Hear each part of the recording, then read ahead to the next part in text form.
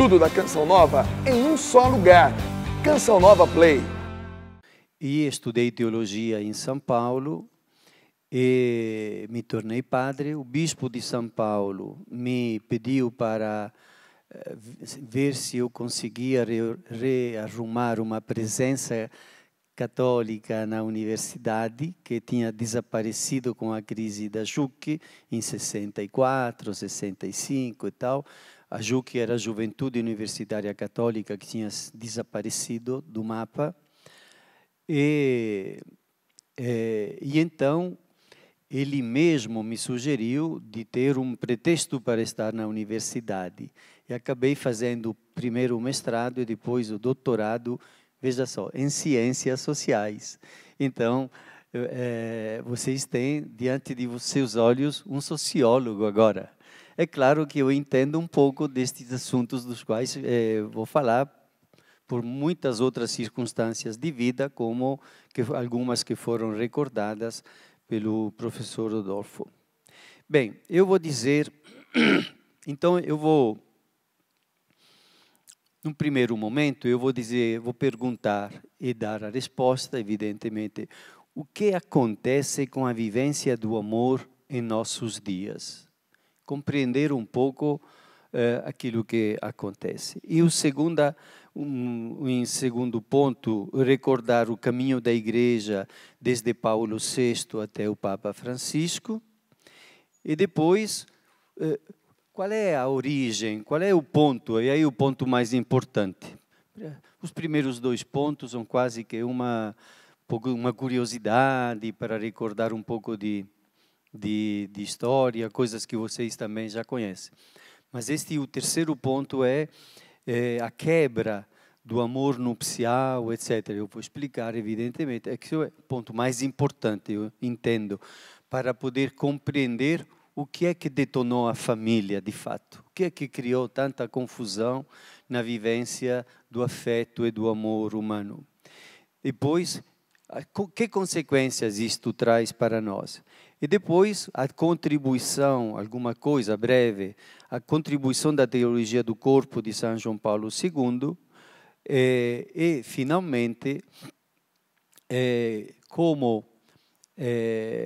vou retomar um ponto da encíclica Humanae Vitae de Paulo VI, que deu, como dizer, não falava da teologia do corpo, ainda não tinha sido elaborada esta expressão, etc., mas certamente com uma linguagem diferente daquela de João Paulo II, que também nós hoje preferimos utilizar, uma linguagem mais ligada àquele estilo daqueles anos 60, não é? Não pode, é proibido, tal, ainda assim, mas os argumentos interessantíssimos que eu reapresento aqui.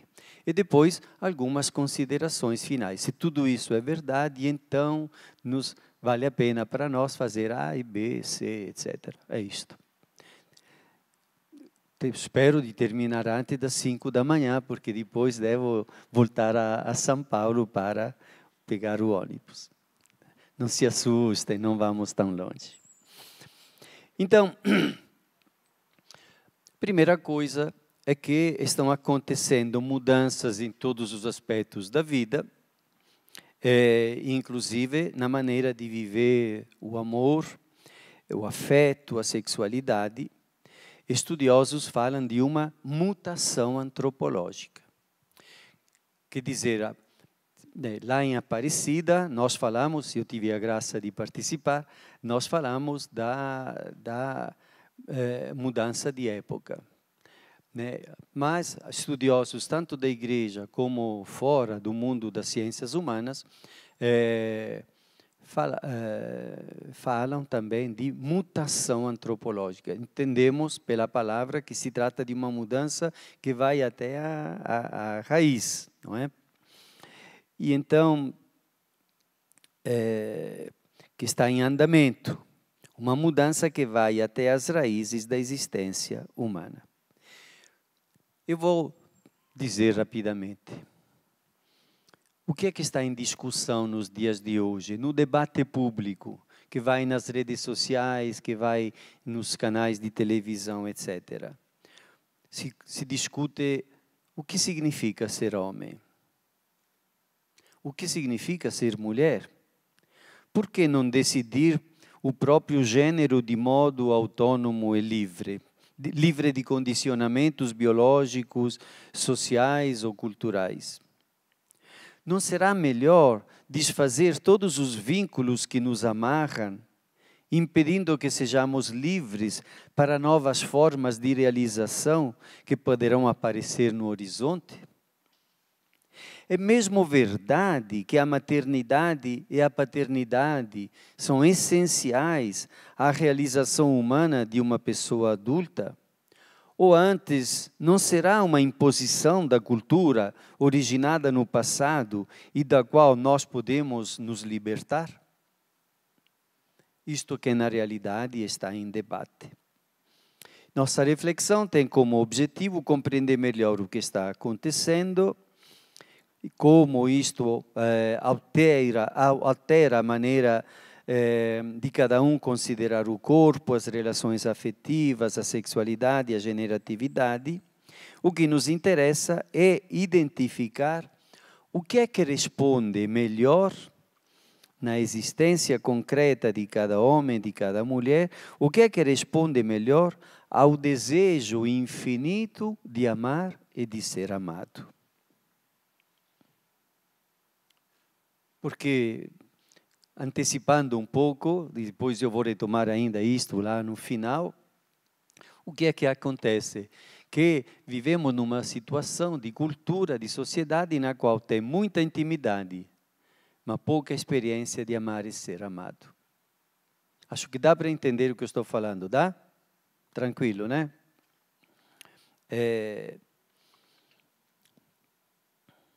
Então, aquilo que nos interessa é encontrar um tipo de caminho de vida que dê satisfação, mas não qualquer satisfaçãozinha passageira, mas aquela satisfação que é capaz de enfrentar também momentos de dureza, de dificuldades. Nos concentramos sobre a família constituída por um homem e uma mulher. Não quero entrar em outras coisas que seriam muito mais complicadas, sem nenhuma exclusão, não quero excluir nada e ninguém, mas não cabe nesta noite falar de aquelas outras questões. Eu quero recordar então que o Papa Paulo VI, bem-aventurado, que vai ser proclamado santo agora em outubro, publicou 50 anos atrás a encíclica Humanae Vitae, pequenininho, um documento pequeno, este daqui, né? Alertando a respeito das mudanças trazidas pelo uso do contraceptivo, a pílula, mas também não somente a pílula, outras formas de contracepção que estavam já em uso, que iriam, ele dizia já então, empobrecer a vivência do amor no casal. Depois dele, o Papa João Paulo II deu uma grande contribuição aprofundando o significado do amor humano, a começar de uma compreensão mais positiva do corpo. Iniciou assim a teologia do corpo. Vocês sabem que não a igreja inteira, mas uma boa parte da igreja durante muito tempo cultivou uma certa desconfiança em relação ao corpo humano, uma suspeita que fosse motivo de tentação, de pecado, que poderia a corporeidade manter longe as pessoas longe de uma boa espiritualidade. Depois isto foi jogado fora pela cultura dominante, a igreja também começou a tomar as distâncias desta realidade, mas se pulou para o lado oposto, como se fosse um pêndulo que está ali e depois vai lá para o lado oposto. E vivemos numa etapa em que se vive quase que uma idolatria do corpo, uma verdadeira exaltação, um culto ao corpo. basta pensar tudo que se faz, o sacrifício que se fazem para melhorar, sei lá, depois, tem gente que morre também, né? Na tentativa de embelezar um pouco o seu corpo. Mas, na realidade, o corpo que é exaltado é o corpo jovem, bonito, cheio de vigor. Porque depois, quando chega na velhice, que não aguenta mais, fala, não, ali é melhor eutanásia, assim não sofre, ele. Não é? Quer dizer, na realidade é uma maneira muito distorcida de considerar o corpo. A teologia do corpo vem corrigir tanto a primeira distorção da desconfiança, do medo, como também esta exaltação ingênua, infantil, que não corresponde nem um pouco à realidade que cada homem, cada mulher vai vivendo no seu dia a dia. Depois, nós tivemos o Papa Bento, que retomou muito, valorizou muito o Instituto da Família. Uma vez por ano se realiza uma reunião do Conselho Internacional, onde das diversas filiais que estão espalhadas no mundo, tem na Índia, na África, na Austrália, na Coreia do Sul, no Líbano, quer dizer, realmente foi o próprio Papa que quis que o Instituto da Família tivesse uma presença bastante grande pelo mundo. Então, se realiza uma reunião dos responsáveis de cada uma destas filiais e sempre nós encontramos, quando isto acontece, quase sempre os papas. Bento foi o mais presente para dar suas dicas brilhantes e tal. E depois a encíclica Deus é Amor, na qual ele fala próprio do amor, do amor que é eros, da dimensão erótica e tal, de uma maneira muito bonita. Eu não quero entrar nas questões de Bento, porque nos levaria longe, mas certamente ele também tinha uma intenção de dialogar com o mundo de uma maneira interessante.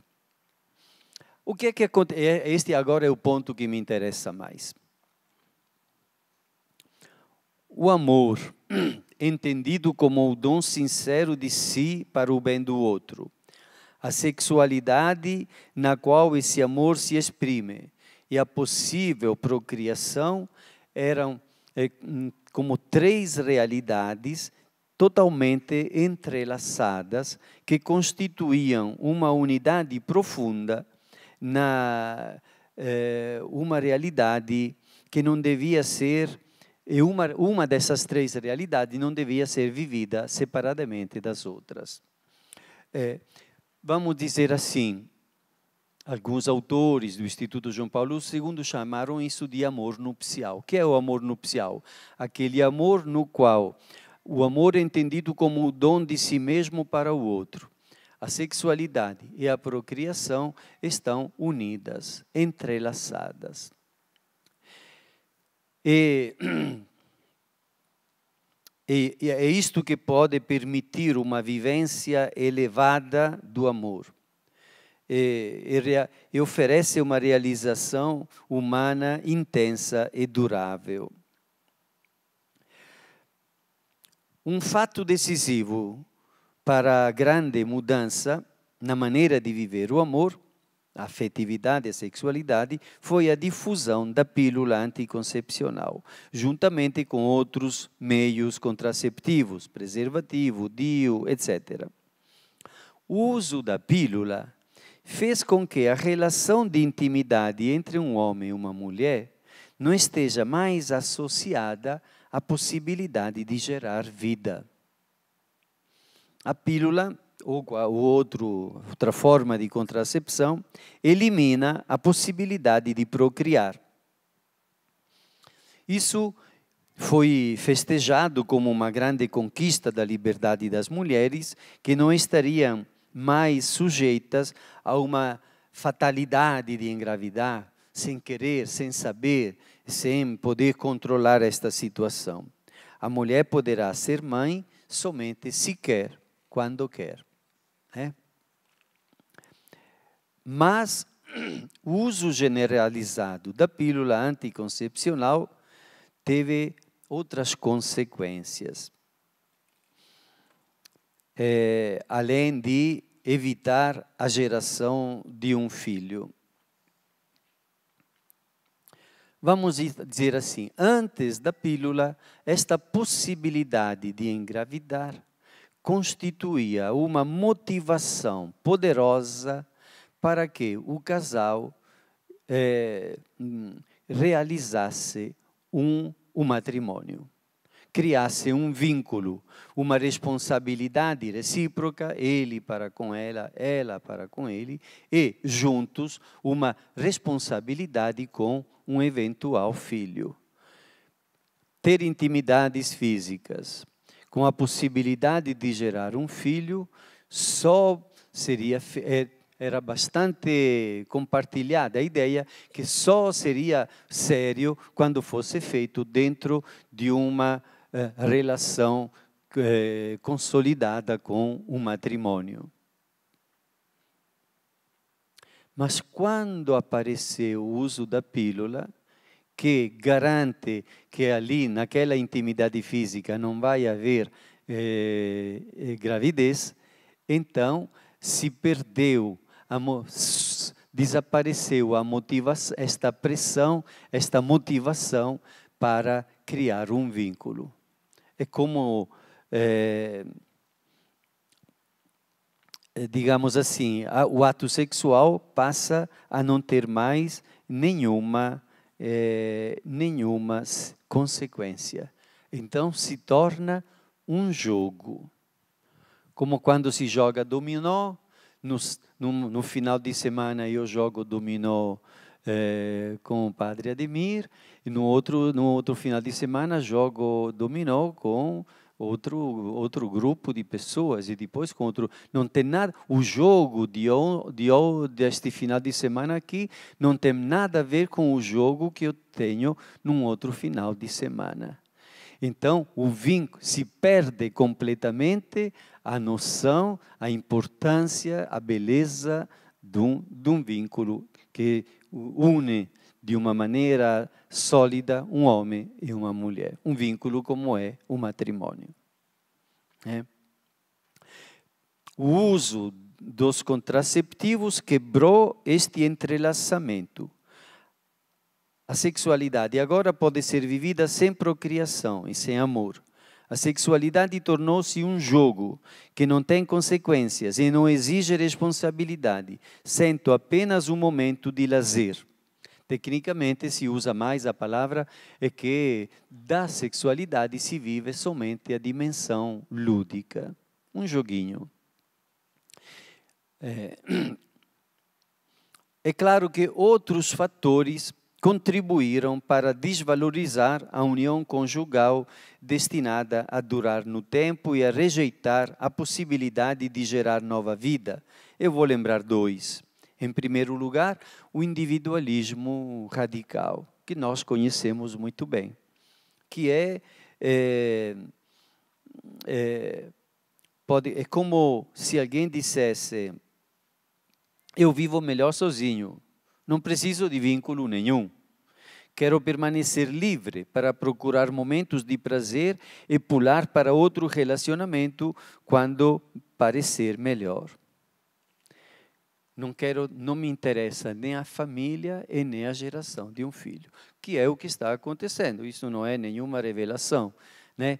As pessoas casam, os jovens casam menos, ou casam muito mais tarde, ou alguns já começam a decidir de não casar, e mesmo que em casa, não, filho, não, talvez depois, por enquanto não, e passam os anos e tal, e às vezes tem um filho lá já com 45 anos, etc., não é?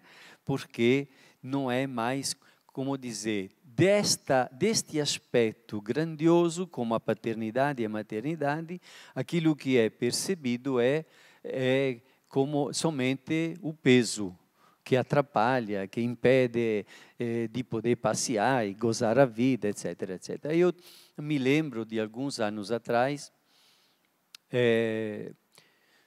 praticamente todos os jornais, sempre acontece isso, né? Começa um grande jornal nos Estados Unidos e depois todos os jornais do mundo vão copiando, mesmo que com algumas diferenças, não é pura tradução, né? Mas tinha na Bahia o jornal à tarde, que é o jornal mais difundido na Bahia, título de página inteira: quanto custa um filho? Que é uma pergunta, me perdoem se eu digo assim, extremamente grosseira, para não dizer estúpida, porque empobrece toda a grandiosidade de um filho que é gerado na própria carne a uma questão de cálculo com a maquininha, talvez, para saber quanto custa. Quer dizer, o que isto quer dizer? Que esta mentalidade contraceptiva foi produzida. Não é por acaso, pela maldade das pessoas, ela foi produzida. Com diversos interesses, etc. Eu vou dizer o segundo fator. O segundo fator é uma verdadeira obsessão antinatalista, que começou a ser difundida nos anos 60, mas que continua até hoje, e que, só para usar, por exemplo, a linguagem que era usada nos anos 60, inícios de anos 70, a explosão demográfica, a bomba demográfica, são títulos de livros que foram publicados naqueles anos.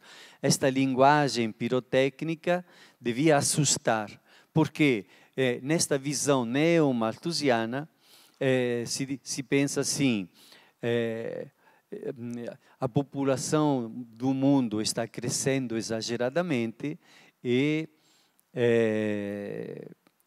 daqui a pouco o planeta vai implodir e não vai ter comida para todo mundo. Então, temos que manter o número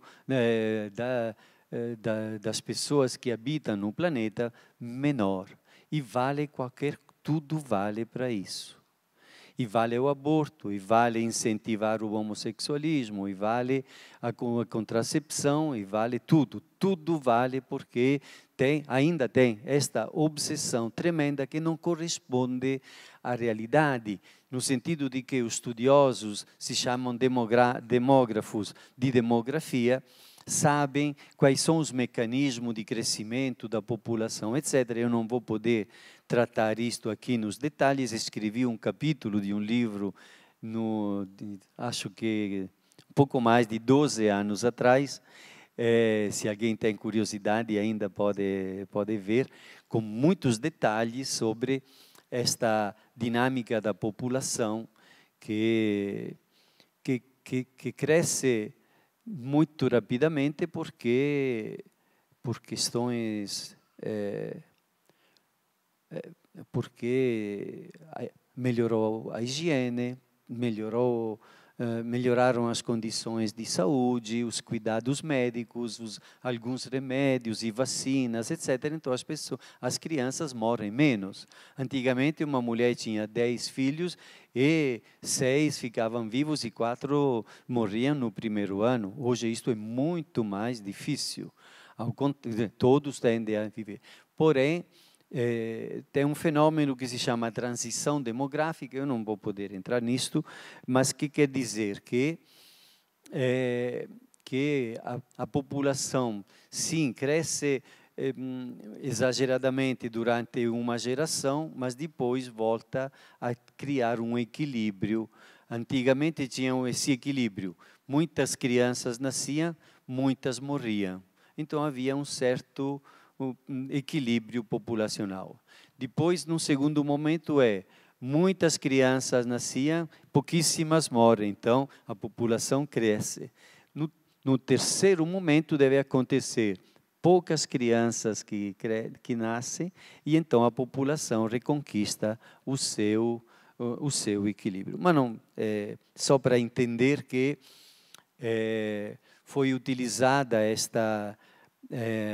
mentalidade neo-malthusiana, Malthus era um pastor que tinha dito que enquanto os alimentos crescem numa razão aritmética, quer dizer, 2, 4, 6, 8, 10, 12, etc., a população cresce numa razão geométrica, 2, 4, 16, 164, 400. Então, jamais os alimentos poderiam alcançar, satisfazer as necessidades de toda a população, que caso continuasse a crescer assim.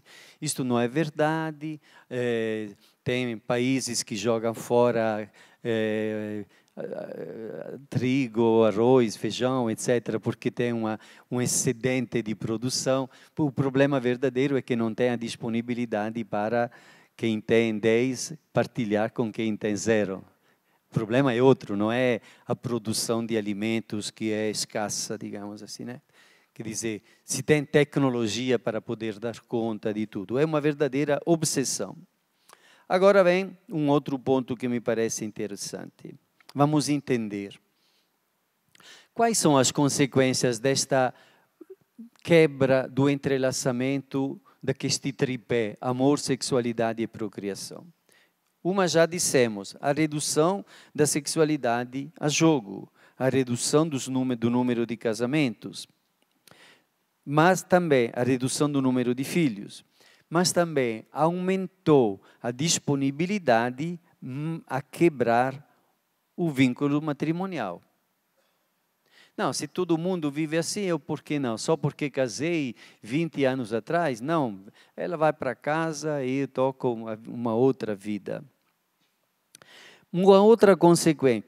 Mas o que é que aconteceu então? Que no momento em que o feminismo parece vitorioso, a mulher acaba ficando sobrecarregada. Tantas promessas de liberdade para as mulheres não são mantidas. Ela fica sozinha, muitas mulheres ficam sozinhas com a responsabilidade de eventuais filhos e fica mais pobre quando não está mais com o seu homem ao lado. E diversos estudiosos afirmam isto. As pessoas ficam mais livres, sim, para fazer o quê? Para atender às exigências do trabalho, das empresas, que exigem sempre mais dedicação da parte dos seus funcionários, empregados. Também,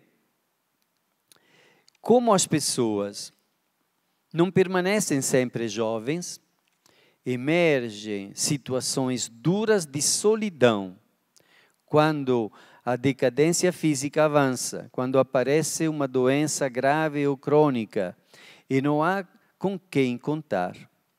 Porque se não tem mais o vínculo, não tem mais o casal, não tem mais uma família constituída por um homem, mulher e filhos. Então você encontra a mulher com 1 ou 2 filhos, o homem solitário. Maravilha, aparentemente, quando tem 30 anos, começa a ficar mais complicado quando a idade avança, a doença chega, etc., etc. E ali a solidão se torna pesada. E os adolescentes? Os adolescentes encontram maiores dificuldades para crescerem até a maturidade, com equilíbrio e sabedoria, da distância ou da ausência do pai. Às vezes da mãe, quase sempre do pai. Então podemos dizer assim, retomo aquilo que eu disse no início, as pessoas podem ter muitas intimidades, mas pouca experiência de amar e de ser amado. Estas situações que eu recordei, inicialmente pareciam grandes conquistas, mas começam a revelar seu rosto sombrio. Sempre mais tem gente que começa a dizer, não é bem assim que nós esperávamos que fosse. As soluções que pareciam simplificar a vida e oferecer uma felicidade maior, não mantêm sua promessa. E começa a aparecer um mal-estar, do qual é difícil até mesmo falar, porque se corre o perigo de ser considerado antimoderno. Ah, está querendo voltar ao tempo antigo, então você... né? Qual foi a contribuição de João Paulo II? Em primeiro lugar, ele, diante de tanta confusão que já estava armada, ele disse assim: é necessário retornar ao desígnio de Deus sobre a pessoa, o matrimônio e a família. Quer dizer, no momento da confusão, o que é melhor? Qual é a coisa melhor? Vamos ver, mas o que Deus queria mesmo quando criou o ser humano? Ele falava de uma antropologia adequada. Adequada a quê?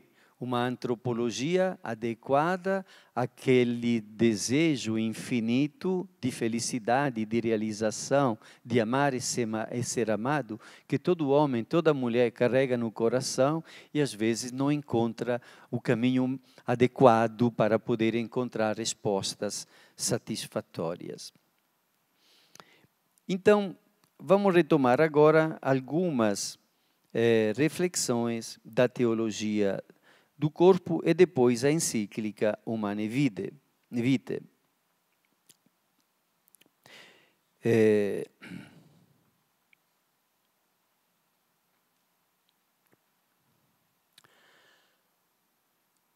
Logo quero dizer que o Papa João Paulo II, agora santo, fala do corpo como de... primeiro vou dar um exemplo, depois vou dizer as palavras certas. Como se fosse... Vocês já viram um iceberg flutuando no oceano?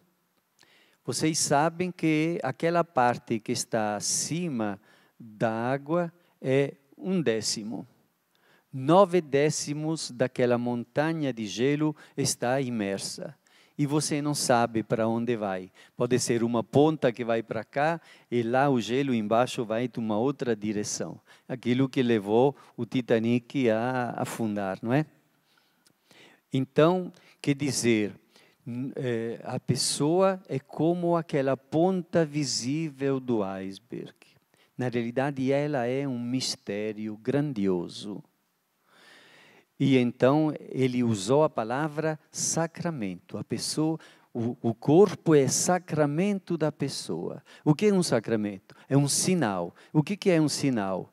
É alguma coisa que eu vejo e que me remete a uma outra coisa que eu não estou vendo. O sinal é uma coisa que eu posso ver e que me obriga a pensar, a entender uma outra coisa que não vejo, que não estou vendo.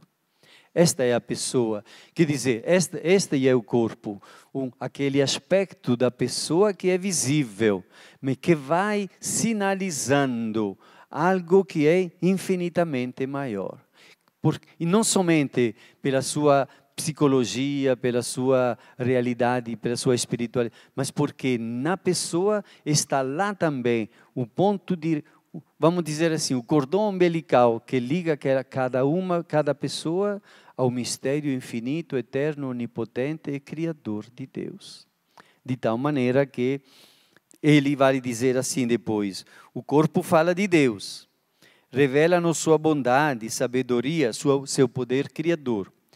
O corpo fala-nos também do homem e da mulher, da sua vocação ao amor. O corpo aponta para um caminho de realização de felicidade. Qual é? É o caminho do amor. Entendido como dom de si para o bem e a felicidade do outro, dando origem a uma intensa comunhão entre as pessoas. Comunhão que partilha a vida inteira, que está aberta ao dom da vida. E quero dizer logo que o Papa, quando fala que a partir da teologia do corpo, que o ser humano é feito para o amor, isto vale para quem casa e vale para a pessoa consagrada. Por acaso duvidamos que Madre Teresa viveu toda a vida para amar? Ou então Irmã Dulce? Ou então tantas pessoas que nós conhecemos de perto, aqui na Canção Nova, ou em outros movimentos, em outras realidades da igreja? Claro, não duvidamos, sabemos que é a vida dedicada ao amor. O ser humano vem a este mundo para se realizar no amor. E vamos ver isso melhor daqui a algum momento. O Papa comentou o início do livro do Gênesis, e eu vou recordar 2 ou 3 versículos e depois comentá-los. Em primeiro lugar, Deus criou o homem à sua imagem. A imagem de Deus o criou. Homem e mulher o criou. O primeiro capítulo, versículo 27 do Gênesis. E ainda, o Senhor Deus disse: não é bom que o homem esteja só. Vou fazer-lhe um auxiliar que lhe corresponda. Gênesis 2, 18. Então Deus criou os animais e apresentou aos homens todos os animais, mas ele não encontrou um auxiliar que lhe correspondesse. Então o Senhor Deus formou a mulher e apresentou-a ao homem. E o homem exclamou: desta vez sim, é osso dos meus ossos e carne da minha carne. Então a primeira coisa que eu quero comentar é: homem e mulher, ele os criou. O Papa diz assim: o que quer dizer homem e mulher? Quer dizer então que o ser humano não pode existir sozinho. Eu brincando, quando falo estas coisas à população mais simples, digo assim: já pensou se só tivesse homens nesse mundo? Que horror! Aliás, nós não estaríamos aqui, né? E depois eu digo assim: e se fosse só todas mulheres? Aí piorou de vez. Quer dizer, na realidade, não pode existir sozinho. Pode existir somente como unidade de dois. E, portanto, em relação com outra pessoa humana. A diferença homem e mulher aparece como expressão de uma originária unidade dual, que implica e valoriza simultaneamente a identidade e a diferença. É a mesma dignidade, o mesmo valor, mas uma diferença sexual. Que vem desde a origem, desde o princípio, desde antes do pecado original, como decisão originária do Criador.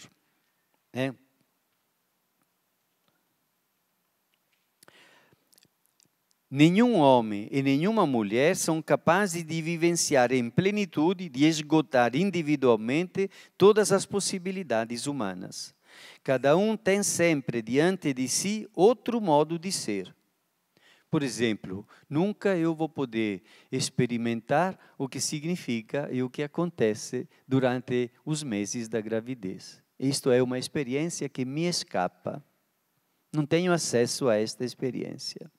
Quer dizer, nunca eu posso esgotar todas as potencialidades do ser humano. Sempre me falta alguma coisa. E necessito de conviver, compartilhar a vida com outra pessoa para poder entender também estes outros aspectos que a pessoa não tem acesso. O ser humano existe sempre somente como masculino ou feminino, por mais confusas que histórica e culturalmente estas categorias possam parecer. A diferença sexual é originária, vem desde a origem, desde o princípio, desde o primeiro momento da criação. E o Papa, na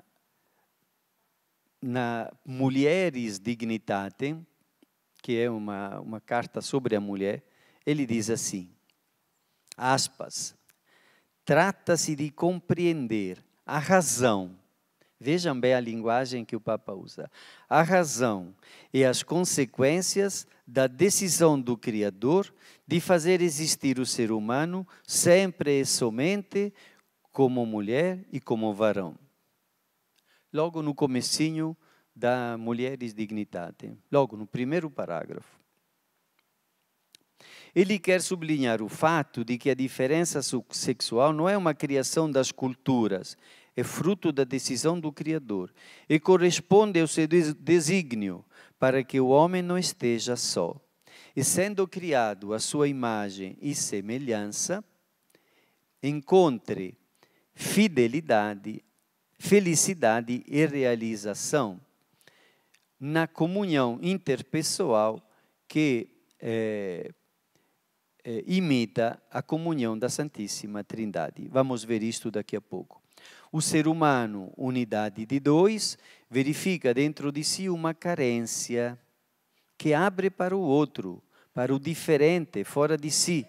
Isto quer dizer que a condição para a realização da pessoa é ser para o outro. Por quê? Porque até mesmo a configuração corpórea do ser humano é feita para o outro. Está claro? Para encontrar o outro e com ele partilhar toda a existência no dom recíproco de si, com abertura para acolher, gerar filhos.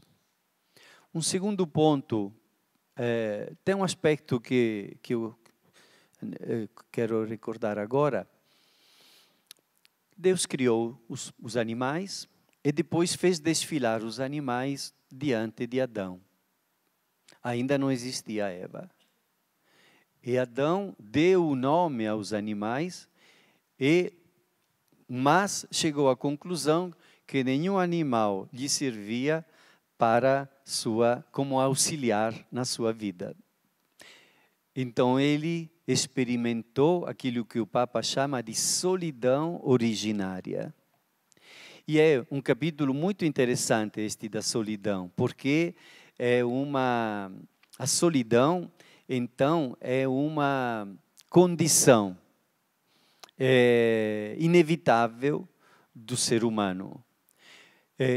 Quando se diz que nenhum animal pode ser um auxiliar adequado para o homem, quer dizer que o homem está num patamar mais elevado, quer dizer que tem alguma coisa de específico que é próprio do ser humano e que os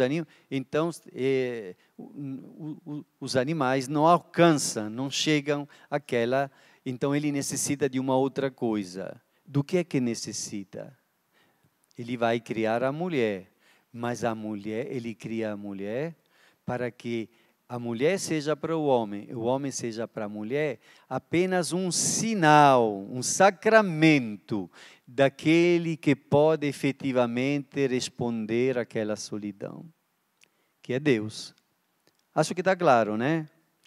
Porque não é verdade que criou, seria uma leitura grosseira pensar, não, como estava só, não é bom que o homem esteja só, então vamos fazer a mulher, assim a mulher fica de companhia e tal, mas nunca a mulher é para o homem e o homem é para a mulher, tudo do que ele necessita, tudo do que ela necessita. Juntos, os dois têm que se ajudar para encontrar aquilo de que realmente eles necessitam. E que é mais do que ele pode oferecer a ela e ela pode oferecer a ele. Está claro isto? Veja que isto é tremendo, porque uma boa parte da confusão que nasce entre os casais, a ponto de brigar e até mesmo ter violência, é que um fica decepcionado. Porque depois que casou, fala, se eu soubesse que era assim, eu não casava com você. Eu esperei que você fosse isto, aquilo outro, mas não é nada disso e tal.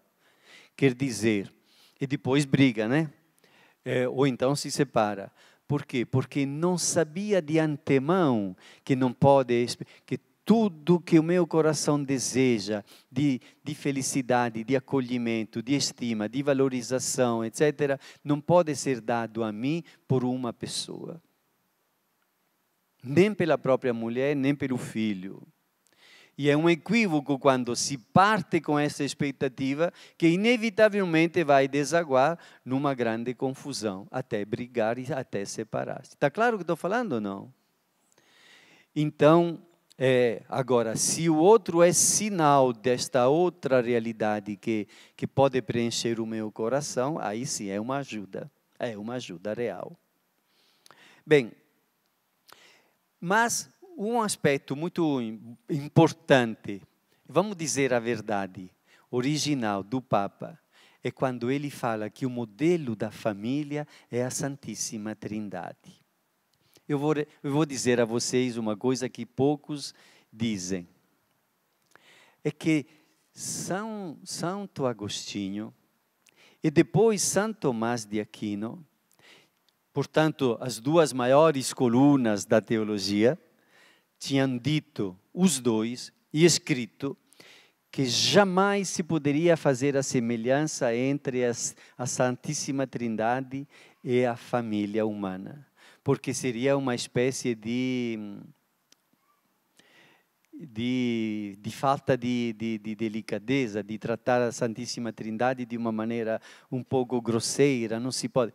Mas o Papa enfrentou isso e nos bastidores eu presenciei algum debate assim de teólogos que queriam dizer não pode, tal, mas finalmente, depois de algum tempo de alguém escreve a favor, outro escreve contra, etc., o Ratzinger disse, não, está perfeitamente legítimo, pode e tal.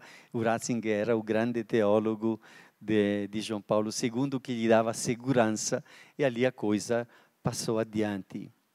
E ele diz assim, o verdadeiro, depois eu vou ler alguns trechinhos dele que são impressionantes. Ele diz assim, o verdadeiro modelo da família humana é a Trindade. Na Trindade tem o Pai, a paternidade, tem a filiação e tem o amor, que é o Espírito Santo. E ali, qual é? O que conseguimos imaginar da Trindade? Podemos imaginar como eles vivem uma comunhão tão perfeita que 3 pessoas são um só e único Deus. Uma unidade, digamos assim, uma integração, uma unidade total, perfeita. 3 pessoas, um só e único Deus. Mas o que é que a Sagrada Escritura fala do homem? E os 2 serão uma só carne, chamados àquela mesma unidade. Como? Na Santíssima Trindade, pelo dom. O Pai se doa totalmente ao Filho. O Filho se doa totalmente ao Pai. O Espírito Santo é o dom que vai de um lado a outro. E então, como é que um homem, como é que uma mulher se realiza num casamento, constituindo uma família? Aprendendo a fazer da sua vida um dom total e sincero de si para o bem e a felicidade do outro.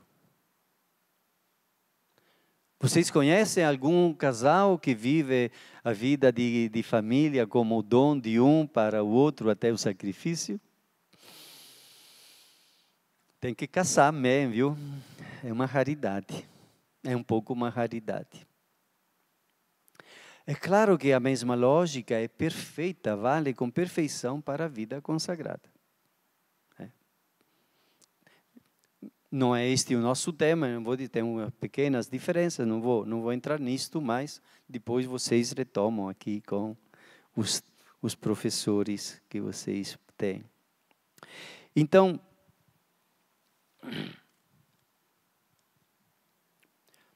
a pessoa humana é a imagem e semelhança de Deus. Com efeito, sendo Deus comunhão trinitária, então, onde está a imagem? Imagem e semelhança de Deus. Antigamente diziam, não, a imagem é o amor, ou o ser humano é capaz de amar, ou a razão, a racionalidade, a inteligência. Deus é infinita inteligência, o homem também tem capacidade de inteligência. Mas o Papa diz, não, imagem e semelhança na comunhão.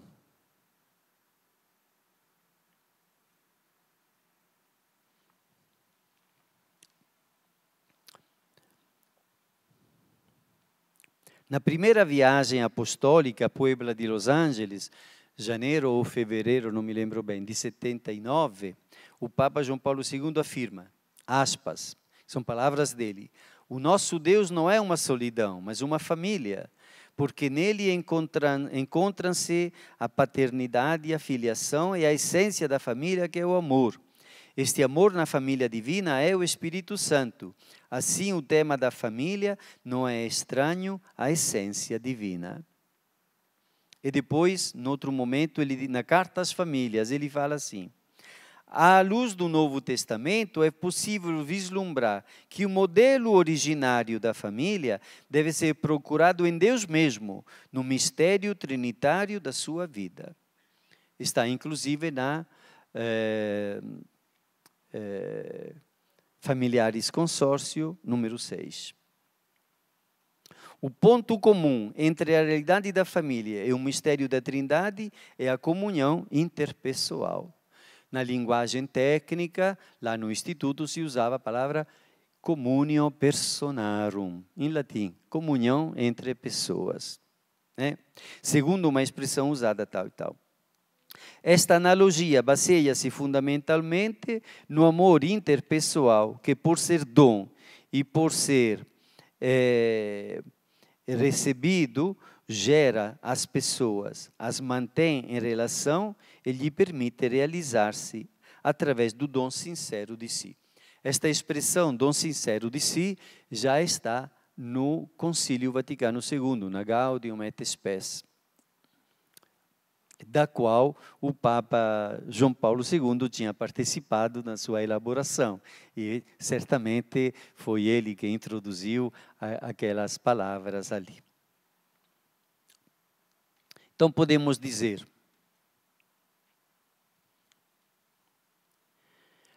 o amor, comunhão da Santíssima Trindade constitui a origem da pessoa, o seu destino, para onde vamos? Vamos esperar de retornar até esta origem. O mesmo que está na origem está lá no final, né? Mas também o método para viver. E o Papa dirá, a comunhão é um dom e é uma tarefa. É um dom porque ele, Deus, construiu o ser humano feito para a comunhão. Homem e mulher, aquela diferença faz com que um já se coloque em busca do outro, etc., necessitando do outro. É um dom, mas é uma tarefa. Porque eu, casado, posso construir uma comunhão maravilhosa na minha família, mas também posso transformá-la num inferninho de baixíssima qualidade. Bom, e agora o último, quase último, vai. Penúltimo, o último, depois considerações finais, sobre o Paulo VI e a Humanae Vitae. Vamos pensar, 68, quer dizer, numa época bem anterior a todas estas coisas que estamos conversando, no momento, o que tinha acontecido para Paulo VI dar esse grito de alerta que é considerado hoje em dia profético? Tinha acontecido a difusão, a invenção e a difusão da pílula, que deve ter acontecido entre os anos 59 e 60, e ele em 68 escreveu isto, dando um alerta que era algo que viria empobrecer a experiência humana do amor. Ele vai dizer no número 12 da encíclica que o ato conjugal se caracteriza por uma conexão inseparável entre dois significados, o significado unitivo e o procriativo. Um ato conjugal tem duas dimensões, dois significados. Um é unitivo, digamos assim, criar uma união mais poderosa entre um homem e a mulher, e procriativo, gerar vida nova.